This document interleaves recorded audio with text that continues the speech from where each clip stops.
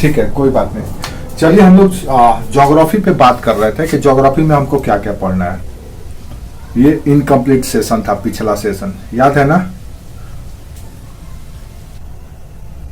उसमें हम लोग क्या पढ़ रहे थे, कहां तक थे? सिलेबस पे डिस्कस कर रहे थे कि हमें क्या क्या पढ़ना है ज्योग्राफी में। दरअसल आपका जो जीएस, हाँ बोलो, हाँ, आपका जो जीएस का पेपर है, पेपर 1, वो उसमें हिस्ट्री और ज्योग्राफी दोनों एक साथ है। मेंस की बात करें तो मेंस में हिस्ट्री और ज्योग्राफी दोनों एक साथ है ना? कि नहीं है? तो वो वेरिएट करता है, कभी ज्योग्राफी का क्वेश्चन ज्यादा पूछा जा सकता है, कभी हिस्ट्री के। कोई गारंटी नहीं है कि किससे कितने सवाल पूछे जाएंगे। इसीलिए थोड़ा सा यूपीएससी का पेपर होता है, इसलिए थोड़ा हम लोग को ब्रॉड अप्रोच के साथ ही करना पड़ेगा। पिछले क्लास तक हम लोग क्या पढ़े थे, कहां तक डिस्कस किए थे, ज्योग्राफी के किस मुद्दे पे आकर के हम लोग ठहर गए थे?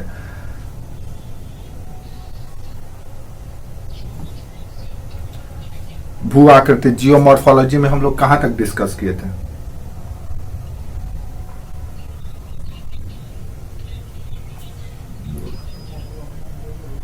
अच्छा, ये सब चीज हम लोग बात कर चुके थे।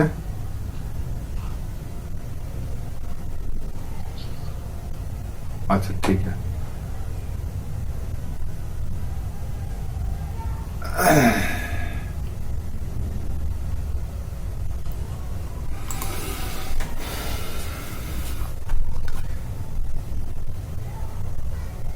अर्थक्वेक, वोल्केनो,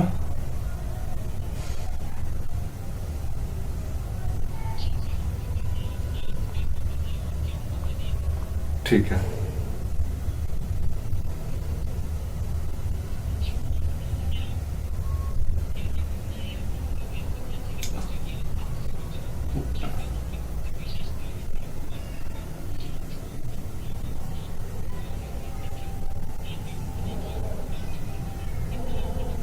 ठीक है, वेरी गुड। इसी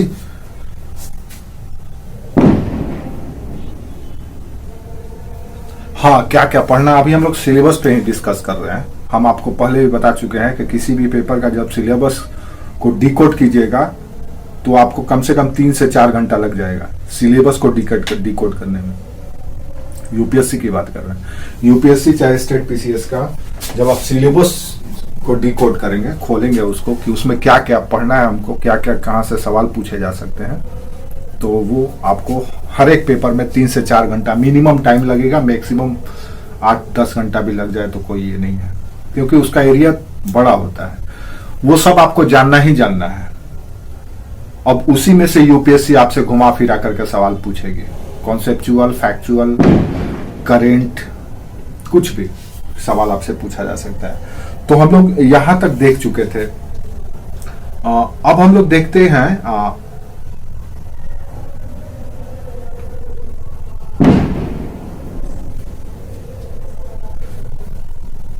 सतह के ऊपर या पृथ्वी के ऊपर जो अलग अलग तरह का लैंड फॉर्म दिखाई देता है आपको, पृथ्वी के ऊपर अलग अलग भू आकृति दिखाई देती है, इसको हम लोग लैंड फॉर्म कहते हैं।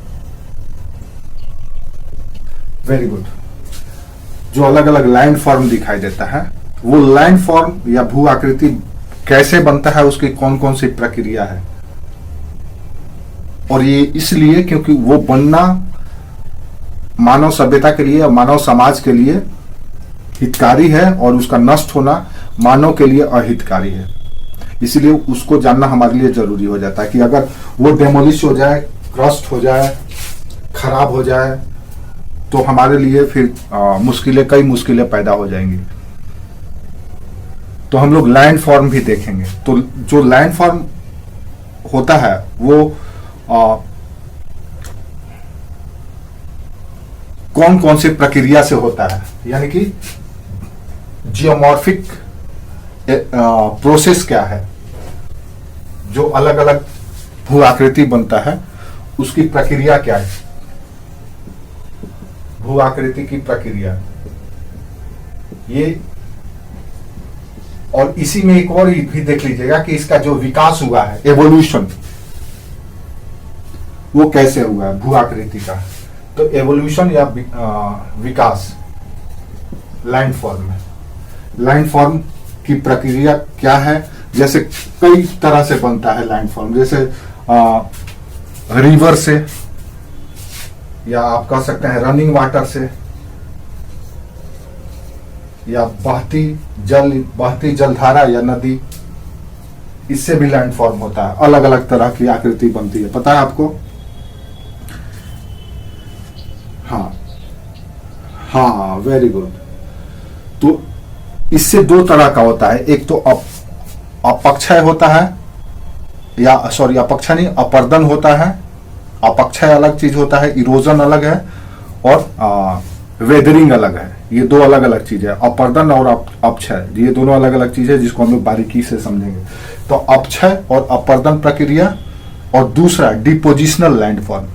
तो नदियों के द्वारा या रनिंग वाटर से दो तरह की संरचनाएं बनती है, एक अपर्दनात्मक और दूसरा निक्षेपात्मक, जिसको हम लोग डिपोजिशनल कहते हैं।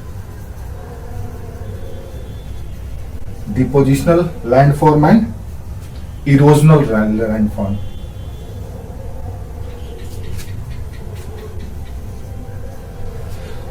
ये हम लोग देखेंगे, ठीक है। इसी तरह से एक और एरिया है लैंडफॉर्म में ही, ग्राउंड वाटर। ग्राउंड वाटर से सवाल अक्सर पूछे जाते हैं, वो इन्वायरमेंट साइंस का भी हिस्सा है, ज्योग्राफी का भी हिस्सा है।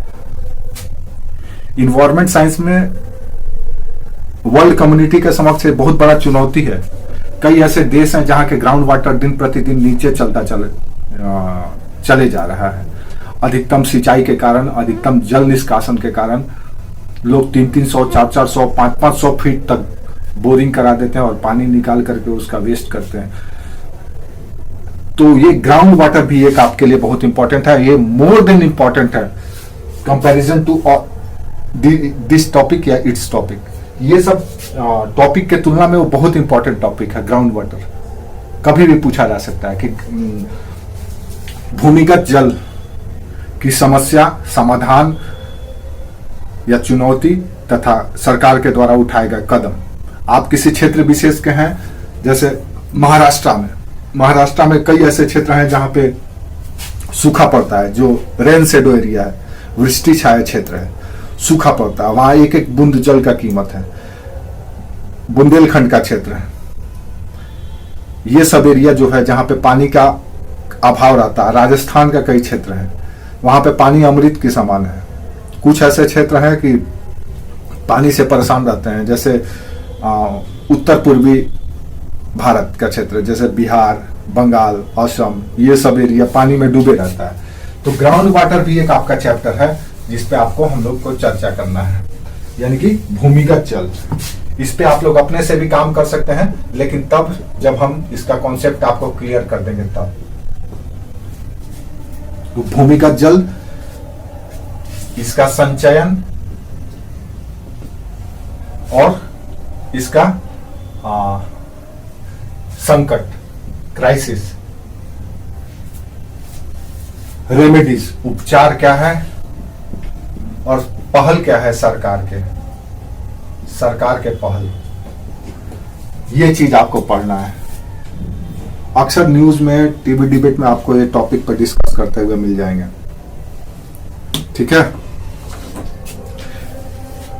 इसी तरह से हमारा जियोमॉर्फोलॉजी में एक हिस्सा है ग्लेशियर।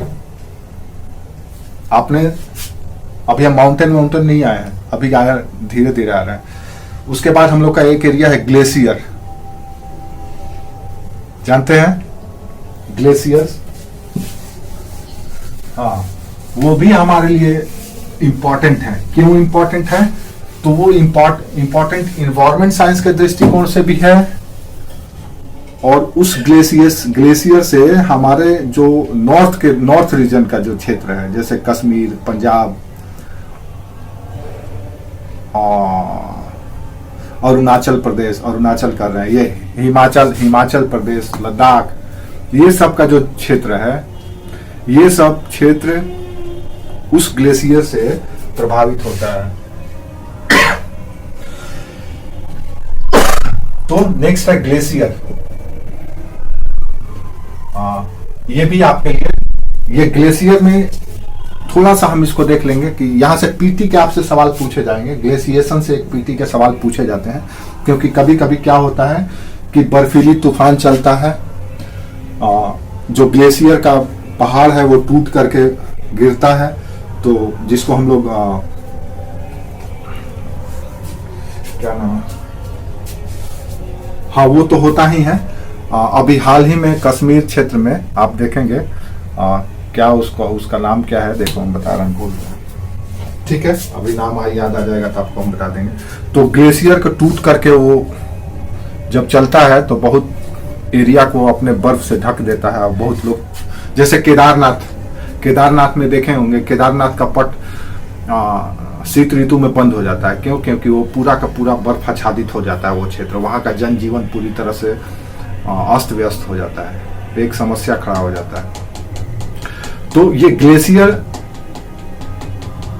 भी दो तरह का काम करता है, एक तो अपर्दन का और दूसरा डिपोजिशन का। ये दोनों ग्लेशिएशन प्रक्रिया से अपर्दनात्मक और निक्षेपात्मक दो तरह की स्थलाकृति का सृजन होता है। ये टॉपिक हम लोग ग्लेशिएशन पढ़ेंगे तो उसमें हमको मिलेगा। अलग अलग तरह की संरचनाएं बनती है और यहां से पीटी के सवाल आपसे पूछे जाएंगे, अक्सर पूछे जाते हैं। मेंस का सवाल इसमें तभी पूछा जाएगा अगर उस साल या उस वर्ष कुछ ऐसी घटनाएं, हाँ एवलांच कहा जाता है, देखो नाम ही भूल रहे थे, एवलांच कहा जाता है उसको हिंदी में, एवलांच, बर्फीली तूफान, एवलांच। तो एवलांच जो चलता है उससे वहां का जनजीवन बड़ी प्रभावित होता है। आप देखेंगे साइबेरिया का क्षेत्र, हाई लेटीट्यूड के जितने भी क्षेत्र एरिया है वहां पे वो लोग बहुत परेशान हो जाते हैं। कनाडा में चले जाओ, रसिया में चले जाओ, यूरोप के जैसे स्कैंडिनेवियन कंट्री जो है यूरोप के, वो सारे के सारे एवलांच से प्रभावित होते हैं, क्योंकि वो सब के सब बर्फीला क्षेत्र है। भारत का भी उत्तरी क्षेत्र प्रभावित होता है। और आप देखे होंगे कि शीत ऋतु में अक्सर दिसंबर में जब ठंडा पीक पर होता है, दिसंबर और जनवरी का शुरुआत के महीने में, उस समय देखिएगा बर्फीली ठंडी हवाएं, शीतलहरी चलती है। तो भारत का मैदानी इलाका भी उससे प्रभावित होने लगता है, तो आपके लिए भी जरूरी हो जाता है। लेकिन पीटी में यहां से सवाल एक क्वेश्चन पूछा जा सकता है, और मेंस में तभी सवाल पूछे जाएंगे अगर उस वर्ष किसी तरह का कोई एवलांच घटना हुई हो, या फिर इन्वायरमेंट साइंस में इसका जो डीग्लेशिएशन हो रहा है, डीग्लेशिएशन हो रहा है, जो हाई ऊंचे ऊंचे पर्वतों के जो बर्फ पिघल करके सतह पर आ रहे हैं, वो पर्यावरण के लिए संकट है। तो वो सवाल भी आपसे पूछे जा सकते हैं, और वो सवाल अच्छे तरीके से तभी लिख सकते हैं जब इस टॉपिक को आप समझ जाएंगे। तो जियोमॉर्फोलॉजी में हम बेसिकली लैंड फॉर्मेशन की बात कर रहे हैं कि लैंड फॉर्मेशन या स्थलाकृति कैसे सृजित होता है, कैसे बनता है स्थलाकृति। तो हम लोग रनिंग वाटर, अभी विंड से भी देखेंगे, फिर ग्लेशिएशन से देखें। अब इसके बाद क्या होगा, ये सबसे स्थलाकृति बनता है। कहीं आप देखेंगे तो कहीं टीला बन जाएगा, डॉम बन जाएगा, कहीं वैली बन जाता है। तो ये जो सतह पर ये परिवर्तन लाता है, ये परिवर्तनकारी कारक है, और इन कारकों को जानना आपके लिए जरूरी है। ठीक है, तो ये आपका जियोमॉर्फोलॉजी का एरिया हुआ। इसको हम लोग वर्ल्ड लेवल पर भी देखेंगे, ऐसा नहीं कि सिर्फ भारत के रिस्पेक्ट में, थोड़ा बहुत हम लोग वर्ल्ड में भी देखेंगे। जैसे लैंडफॉर्म जो होता है, जो भी स्थलाकृति सृजन होता है, वो वर्ल्ड लेवल पर कुछ विशेष उदाहरण के साथ हमको देखना होगा। तो याद रखिएगा, स्थलाकृति का निर्माण वैश्विक परिदृश्य में।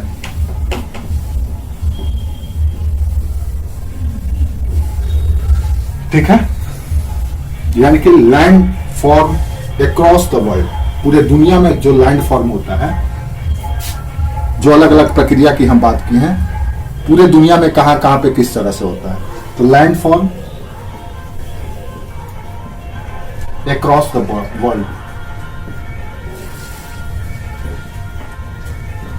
ये आपका टॉपिक होगा। ठीक है, तो ये हुआ जियोमॉर्फोलॉजी का एरिया, यानी स्थल विज्ञान या भू आकृति विज्ञान, या ये सब के सब फिजिकल ज्योग्राफी का हिस्सा है। ठीक है, अभी हम सिलेबस आपको बता देते हैं, उसके बाद किसी दिन हम बता देंगे कि ज्योग्राफी में कौन कौन से पार्ट होते हैं, कैसे हमको समझना है। आज हम लोग सिर्फ सिलेबस पे डिस्कस कर लेते हैं। एक है नेक्स्ट जो टॉपिक आपको पढ़ना चाहिए, वो है आपने सतह को पढ़ा, पृथ्वी के स्थल क्षेत्र के बारे में जाना कि स्थल का निर्माण कैसे होता है। अभी हम सिर्फ यही देखने की उसी चीज पे बात की कि स्थल पे जो अलग अलग आकृति मिलती है वो कैसे बनता है, बिगड़ता है। सिर्फ एक चैप्टर हम लोगों ने देखा, उसमें अलग अलग फैक्टर हैं, तो कौन कौन से फैक्टर हैं, वो फैक्टर कैसे काम करता है, इस पे हम बात की। अब दूसरी बात आ जाते हैं हम लोग सागर का जो हिस्सा है, जिसको हम लोग कहते हैं ओशनोग्राफी, जिसको हम लोग हिंदी में कह सकते हैं समुद्र विज्ञान या जल विज्ञान, ओशनोग्राफी। क्लियर है? हाँ, ओशनोग्राफी थोड़ा सा, हाँ, इसमें हिंदी टर्म आप लोगों को दिक्कत कराएगा, लेकिन याद रखिएगा, हो जाएगा धीरे धीरे। इसमें जो सबसे ओशनोग्राफी में जो सबसे पहला चैप्टर है वो हाइड्रोस्फीयर यानी जलमंडल, पहला टॉपिक है जलमंडल। आप याद रखो, समझ करके रखो कि जितना स्थल खंड या लैंड एरिया इकोलॉजिकली जितना रिच नहीं है, उससे कई गुना ज्यादा रिच है हाइड्रोस्फीयर यानी जलमंडल।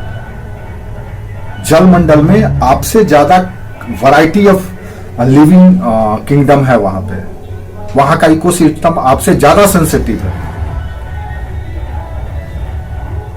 ये देखो गाना बजने लगा, अभी भी लोग का पूजा का खुमारी में पांडे जी का बेटा हूं बज रहा है, सुने आप लोग गाना ये?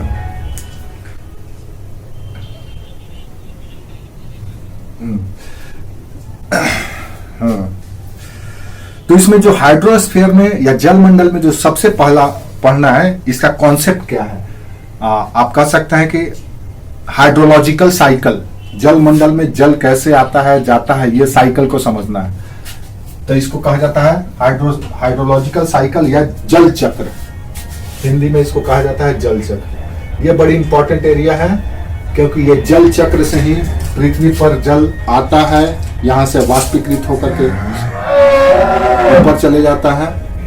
दरअसल होता क्या है, ऊंचे ऊंचे पर्वतों से नदियों के द्वारा वर्षा का जल आ करके समुद्र में गिर जाता है। इधर से भी होता है, इधर से भी होता है, ऐसे ऐसे पर्वतों से बर्फ पिघल करके ऊपर के जल ये सब के सब सागर में चले जाता है। फिर उसके बाद इनका वेपोराइजेशन होता है, वाष्पीकरण होता है, और फिर बादल के रूप में ऊपर चले जाते हैं, फिर ये नीचे आते हैं। तो ये जो साइकिल है, ये साइकिल अगर डिस्टर्ब हो जाए तो फिर इस जगत के लिए या इस पृथ्वी के लिए संकट खड़ा हो जाएगा, अगर डिस्टर्ब हो जाए तो वाटर साइकिल भी आपको समझना होगा। बड़ी सरल है, बहुत सिंपल है, जिसको हम लोग आसानी से समझ लेंगे। कैसे शुरू होता है, क्या डिस्टर्बेंस है, यहां से सवाल दरअसल जो भी पूछे जाएंगे, ये जो डिस्टर्बेंस हो रहा है वाटर साइकिल का, उस पे सवाल पूछा जा सकता है। क्यों डिस्टर्ब हो रहा है, इसका समाधान क्या है, उपाय क्या है, क्योंकि इससे सब कुछ है। अगर वाटर साइकिल डिस्टर्ब हो गया, देखो दो चीज बहुत जरूरी है इस धरती पे जीवित रहने के लिए, एक तो सूर्य की रोशनी और दूसरा जल। अगर इसमें थोड़ा सा भी डिस्टर्बेंस हुआ तो फिर पूरे जीव जगत ही खतरे में आ जाएगा। ठीक है। बाकी बाकी सब तो हवा जो है वो तो उसको हम लोग डिस्टर्ब नहीं कर पाते हैं, वो तो आएगा ही आएगा, वो और ज्यादा ही आएगा, कम होगा नहीं। क्योंकि मानव जिस रफ्तार से अपने आप को परिवर्तित कर रहा है, जिस तरह से अपने आप को विज्ञान के हाथों गिरफ्त होते चले जा रहा है, वो और ज्यादा हवा आएगा ही, कम नहीं होगा, वो और बढ़ेगा। तो वाटर साइकिल आपका सबसे पहला टॉपिक है, जो सिंपल है, आप उसको अपने से भी देख सकते हैं। ठीक है।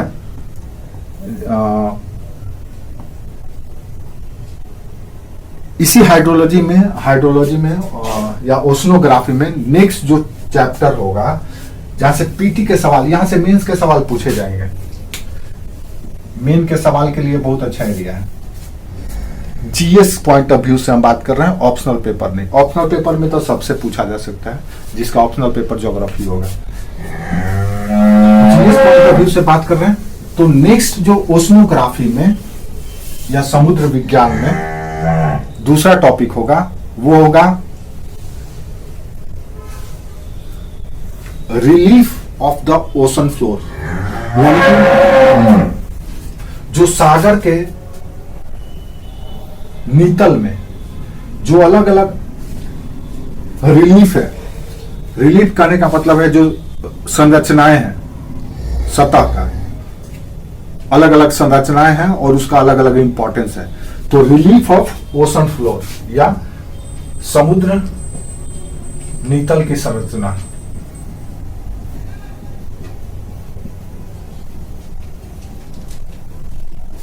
या रिलीफ का मतलब आकृति भी होता है। यहां से पीटी के सवाल आपसे पूछे जाएंगे। एक आध क्वेश्चन कभी कभी भी पूछा जाता है, ज्यादा नहीं, एक क्वेश्चन पूछा जाएगा कभी कभी। इसके अलावा जो ओशन फ्लोर है या सागर नीतल है, वो अलग अलग तरह के हैं। तो क्लासिफिकेशन या वर्गीकरण भी आपको जानना चाहिए। किसका? समुद्र नीतल का वर्गीकरण या क्लासिफिकेशन ऑफ सी फ्लोर या ओशन फ्लोर। इसके अलावा कुछ इनके जो रिलीफ है विशेष तरह का, उसके फीचर्स को भी जानना होगा। वो फीचर्स इसलिए जानना होगा क्योंकि आपका वो बहुत बड़ा रिसोर्स है, और अभी के समय में, वर्तमान में वर्ल्ड कम्युनिटी ब्लू इकोनॉमी पे बहुत जोर दे रहा है, नीली अर्थव्यवस्था पे। यानी कि वर्ल्ड इकोनॉमी कोशिश ये कर रहा है कि अभी तक से मानव जो स्थल से या सतह से जितना रिसोर्सेस हासिल करता है, उतना रिसोर्स या उससे कई गुना ज्यादा रिसोर्स वो सागर से हासिल कर सकता है। आज भी हम बहुत सारे रिसोर्सेस हमको सागर से मिलता है, जितना भी पेट्रोकेमिकल है। पेट्रोकेमिकल अगर आप देखें, ट्रांसपोर्टेशन देखें, सी फूड देखें, कई ऐसे चीज हैं जो हमको आज भी सागर से मिलता है। तो जो, और दूसरी बात यह है कि जो हमारा अब आगे का जो इकोनॉमिक अप्रोच है, वो इकोनॉमिक अप्रोच बहुत एडवांस हो गया है। और एडवांस इसलिए हो गया क्योंकि अब हम लोग अपने स्थल से संतुष्ट हो गए हैं, या आप कह सकते हैं कि अब हमको भरोसा नहीं है कि इससे और कुछ हासिल ज्यादा होने वाला है, तो अब हम लोग सागर की ओर मूव करने वाले हैं। इसीलिए सी फ्लोर को जानना जरूरी है, और यहाँ पे जो भी यहाँ के जो रिलीफ है उनके फीचर्स को भी जानना जरूरी है। ठीक है।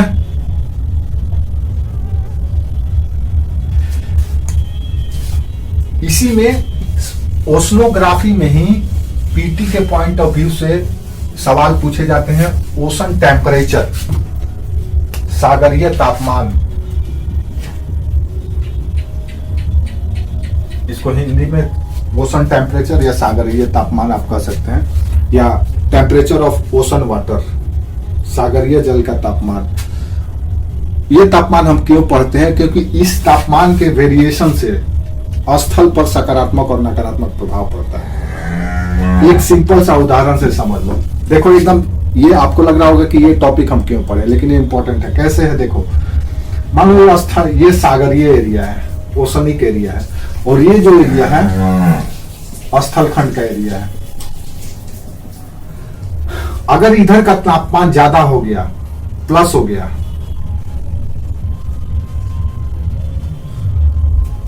तो क्या होगा? बहुत कुछ बदल जाएगा। यहां पर प्रभाव पड़ेगा, यहां पर प्रभाव पड़ेगा। अगर यहां पर टेम्परेचर ज्यादा होगा, देन ये लो प्रेशर एरिया बन जाएगा और ये हाई प्रेशर एरिया बन जाएगा, यानी उच्च दाब का क्षेत्र ये बन जाएगा और निम्न दाब का क्षेत्र ये बन जाएगा। अब यहां की हवाएं इस ओर चलने लगेंगी।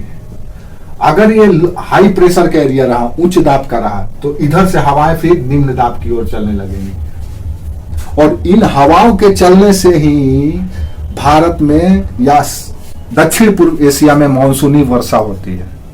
और अगर मानसूनी वर्षा नहीं होगी, देन आपका इकोनॉमी कोलैप्स हो जाएगा, सरकार गिर जाएगी, खेती खराब हो जाएगा, और खेती खराब हो जाएगा तो जितने किसान और किसान परिवार हैं वो सबका सपना चूर हो जाएगा कि बेटा को पढ़ाना है, बेटी का विवाह करना है, घर बनाना है, ये करना, वो सब के सब।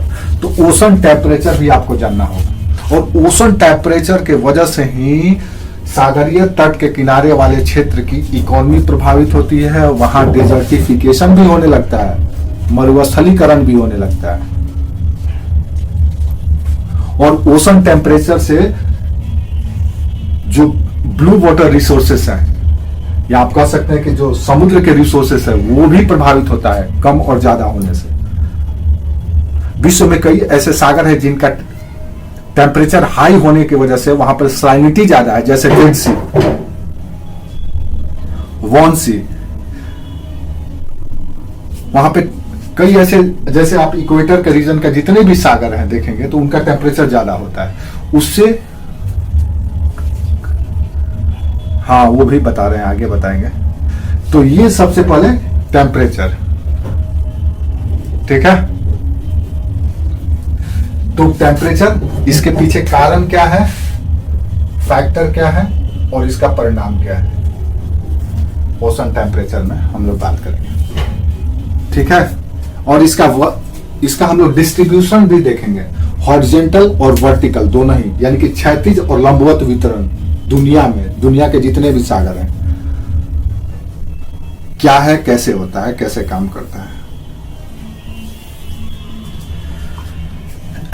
इसी तरह से इसी में ओशनोग्राफी में ही हम लोग देखेंगे सलाइनिटी। ये बहुत इंपॉर्टेंट चैप्टर है पीटी कम मेंस दोनों के लिए, ओशनोग्राफी। इसी में देखें हम लोग सलाइनिटी देखेंगे, लवणता। अक्सर लवणता से पीटी के सवाल पूछे जाते हैं। अगर आप हर साल पब्लिक सर्विस कमीशन का एग्जाम दे रहे हैं हर एक स्टेट का, तब किसी ना किसी स्टेट में एक सवाल जरूर इससे पूछे जाते हैं। मान लो आप एस्पायरेंट हो सिविल सर्विस का, आप महाराष्ट्र पीसीएस भी देते हो, गुजरात पीसीएस, बिहार पीसीएस, या जो भी देते हो, और यूपीएससी भी देते हो, तो आप मान करके चलो कि एक सवाल सलाइनिटी से या लवणता से पूछे ही जाएंगे। इसमें कई चीज पूछे जाते हैं कि कारण क्या है, क्यों होता है, इसका परिणाम कॉन्सिक्वेंस क्या है, और इसका विश्व वितरण क्या है, डिस्ट्रीब्यूशन क्या है, कौन से कहां पे किस तरह का या किस लेवल का सलाइनिटी है, ये आपसे सवाल पूछे जाएंगे। यानी फैक्टर अफेक्टिंग सलाइनिटी, इसका डिस्ट्रीब्यूशन, ये सब, ठीक है।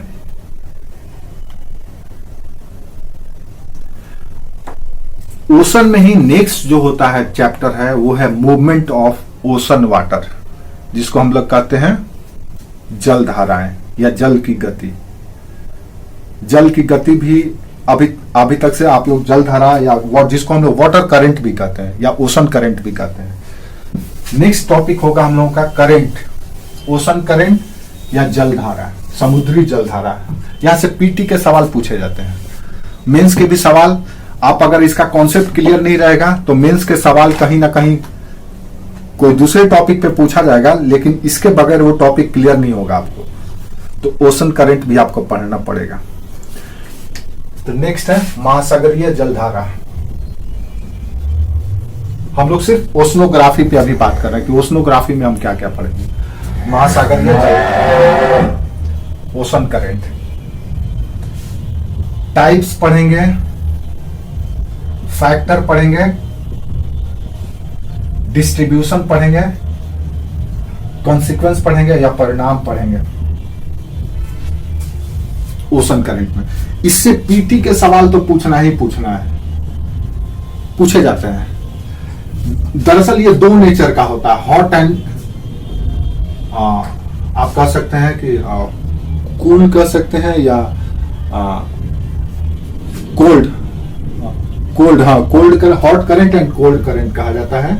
तो इसको गर्म जलधारा और ठंडी जलधारा याद रखो।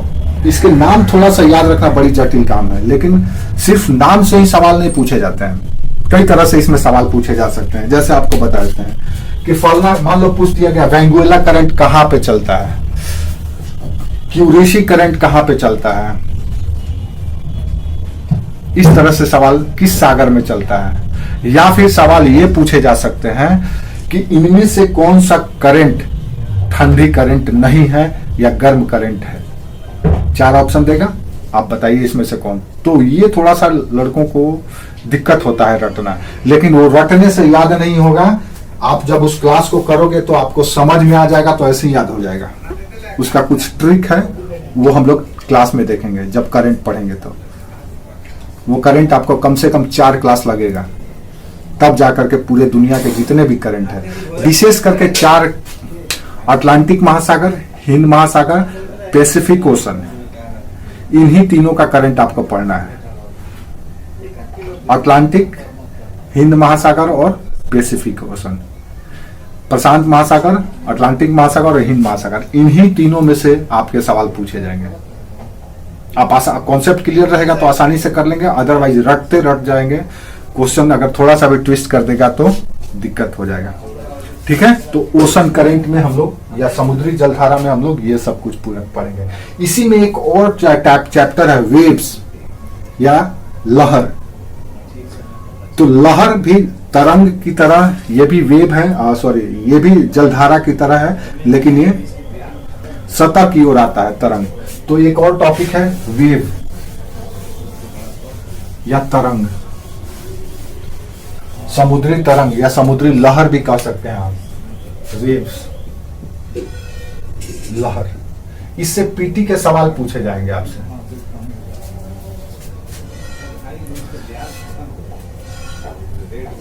इसके जो कैरेक्टरिस्टिक्स है या विशेषता है उस पे क्वेश्चन पूछा जा सकता है, और इसकी जो गति है, मोशन, उस पे सवाल पूछा जा सकता है। Motion of waves and characteristic. इसी वेव का एक हाइपर वर्जन है टाइड, ज्वार। इसी वेव का हाइपर वर्जन है टाइड, इसको हम लोग कहते हैं ज्वार। ये भी सवाल पूछे जाते हैं। ये इसलिए पूछे जाएंगे, वेव और टाइड्स इसलिए पूछे जाएंगे क्योंकि एक तो कोस्टल रीजन का इकोनॉमी इससे प्रभावित होता है, जैसे पोर्ट है, फिशरीज है, या कुछ सी फूड कलेक्शन है, उस तरह से कुछ भी किया जाता है, तो ये वेव और टाइड से प्रभावित होता है। अब दूसरा जो मॉडर्न जनरेशन में जो इसका एडवांटेज है या फायदा है, वो ये है कि ये इलेक्ट्रिसिटी जनरेशन में या एनर्जी के रूप में अब इसको यूज किया जा रहा है। अब ये एनर्जी के रूप में टाइड और वेव्स को यूज किया जाने लगा है, तरंग को और ज्वार को। इससे देखेंगे तो कई ऐसे डेवलप कंट्री हैं जो अपने वेव्स और करंट के माध्यम से इलेक्ट्रिसिटी पैदा कर रहे हैं।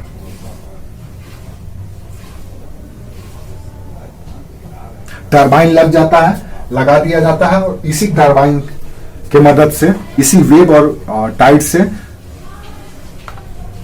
टरबाइन को चलाया जाता है और फिर उससे इलेक्ट्रिसिटी पैदा किया जाता है। तो एक तरह से एक ग्रीन एनर्जी पैदा करने में बड़ी जबरदस्त सोर्स है। तो दुनिया के जितने भी जितना ज्यादा कोस्टल रीजन का कंट्री होगा या जिस देश के में जितना ज्यादा लंबा समुद्री तट होगा, उसको उतना ही ज्यादा ग्रीन एनर्जी का फायदा मिलेगा या रिन्यूएबल एनर्जी का फायदा मिलने वाला है। तो इसलिए अब ये मेंस के लिए और पीटी के लिए, दोनों के लिए आपको इंपॉर्टेंट है वेव एंड टाइड्स, जो बहुत इंपॉर्टेंट है। हम आपको बताते चल रहे हैं कि वहां आपको समझते हुए चलना है। ठीक है। इसी तरह से हाँ, मैं जैसे हमने बोला था कि ब्लू इकोनॉमी का जमाना है, तो ब्लू इकोनॉमी का जमाना है तो इसका मतलब यह है कि मैरिन रिसोर्सेस या समुद्री जो संसाधन है उसके बारे में भी आपको जानना है। जैसे वाटर रिसोर्स है, कोरल रीफ है, मूंगे की चट्टान, कोरल रीफ, ये सब बेसिकली करंट इशू है और ये सबसे वही सवाल पूछे जाएंगे अगर उस साल ये टॉपिक या ये एरिया चर्चा में रहा है। लेकिन कोरल रीफ या मूंगे की चट्टान ये सदाबहार टॉपिक है जो मैरीन रिसोर्सेस है। ये मैरीन रिसोर्सेस है कोरल रीफ, और ये सेंसिटिव भी है। सेंसिटिव इसलिए है क्योंकि मानव जिस रफ्तार से विकसित हो रहा है, अपने आप को तकनीकी रूप से एडवांस करते जा रहा है, तो उसका जो वेस्ट है वो वेस्ट कहीं ना कहीं जाकर के सागर के इकोसिस्टम को डिस्टर्ब कर रहा है। जैसे तेल का जहाज आता है तो तेल लीक हो जाने की वजह से पूरे सागर में ही तेल फैल जाता है, तो वो जाकर के इकोसिस्टम खराब करता है। टेम्परेचर कर रहे हैं सागर पे एक लेयर की तरह बन जाता है। इससे ना तो सोलर एनर्जी आ पाता है और ना तो ये जो साइकिल डिस्टर्बेंस होता है तो इससे कोरल रीफ डिस्टर्ब हो रहा है। प्लस जो माइनिंग का काम अगर बहुत तेजी से हो रहा है, कई ऐसे कोस्टल रीजन है जहां पे विकास के नाम पे उत्खनन का कार्य किया जा रहा है, कंस्ट्रक्शन का काम किया जा रहा है, तो इसके वजह से कोरल रीफ बहुत डिस्टर्ब हो रहा है। और वो कोरल रीफ संपूर्ण इकोसिस्टम का ये मदर है वहां का, और अगर वो डिस्टर्ब होने लगता है तो मैरीन इकोसिस्टम या ओशनिक इकोसिस्टम डिस्टर्ब हो जाता है। तो कोरल रीफ भी आपको जानना चाहिए, इसी में हम लोग देखेंगे। और मूंगे की चट्टान भी कहा जाता है।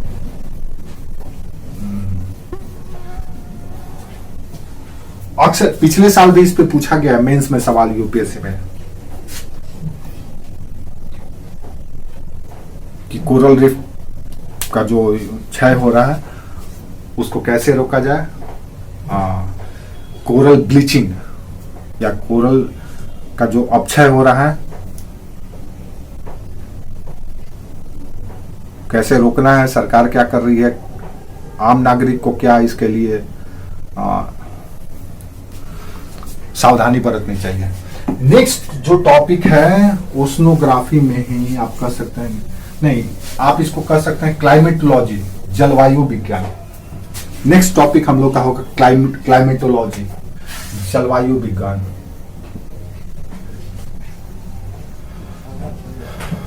जलवायु विज्ञान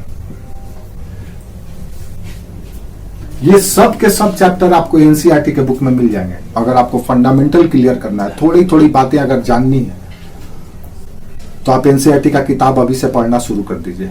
बाकी हम लोग जब टॉपिक पर कर दिए हैं, ठीक है, तो एनसीईआरटी का बुक शुरू। हाँ हाँ, तो उसको अगर आप समझ लेंगे, एनसीईआरटी अगर आप पहले से समझ करके रखेंगे, पढ़ के रखेंगे, देन मेरा क्लास आपको कैच करने में दिक्कत नहीं होगा।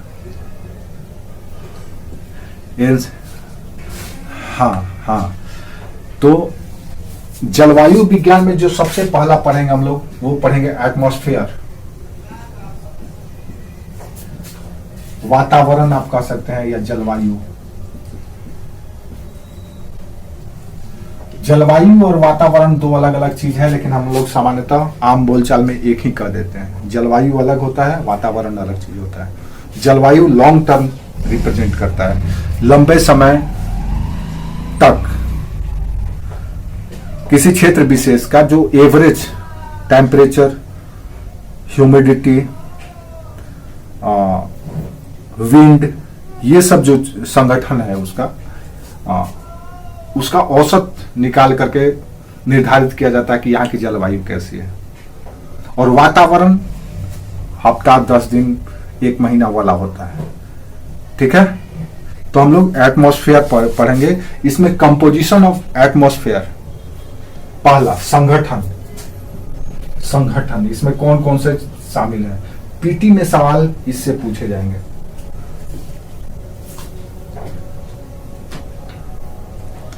संगठन में ही इसमें स्ट्रक्चर भी पूछ लेंगे, संरचना। आप कह सकते हैं composition and structure of atmosphere, ये दोनों चीज हमको पढ़ना है एटमॉस्फेयर में। कंपोजिशन यानी संगठन एंड स्ट्रक्चर, संरचना। ये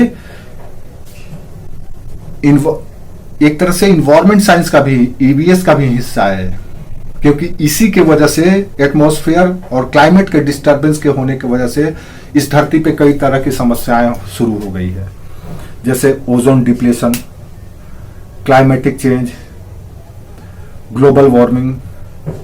ये सब टॉपिक आप सुने होंगे, टीवी डिबेट में भी, न्यूज़पेपर में भी पढ़े होंगे। तो ये सब के जननी यही है, ये डिस्टर्ब होता है दिन वो सब भी होने लगता है। ठीक है,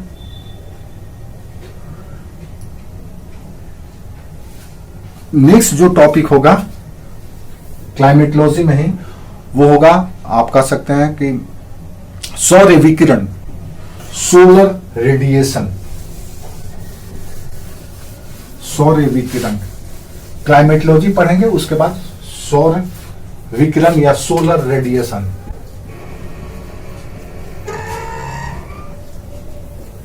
सौर विकिरण, इससे दरअसल पीटी के सवाल कभी कभार पूछे जा सकते हैं। जैसे इसमें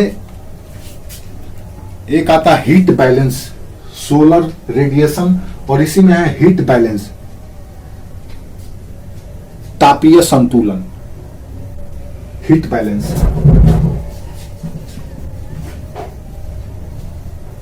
ये भी आपको हमको जानना है। इसी में आता है एक और आइसोलेशन, सूर्यातप, आइसोलेशन, सूर्यातप। ये सब पीटी का एरिया है। पीटी में एक आध सवाल आपसे पूछे जाएंगे। अभी के समय में आप देखेंगे तो जो एटमॉस्फेयर है, इसी सूर्यातप के वजह से बढ़ता है, उसका तापमान या टेम्परेचर बढ़ता और घटता है, क्योंकि मानव के गतिविधियों के वजह से जो एटमॉस्फेरिक कंस्ट्रक्शन है या स्ट्रक्चर है वो डिस्टर्ब होता है। तो उस डिस्टर्बेंस के वजह से वातावरण गर्म होता है, ठंडा होता है। अब जैसे इसी साल, इसी वर्ष देख लो, आप देखेंगे कि इस वर्ष ठंड बहुत कम पड़ा है। तो इसका कहीं ना कहीं कारण एटमॉस्फेरिक डिस्टरबेंस है, या क्लाइमेटिक डिस्टरबेंस है, या क्लाइमेटिक चेंज है। तो वो हमको जानना चाहिए, और वो हम लोग देखेंगे कैसे काम करता है। एक और है हीट बजट। पीटी के सवाल पूछे जाते हैं, ऊष्मा बजट, हीट बजट।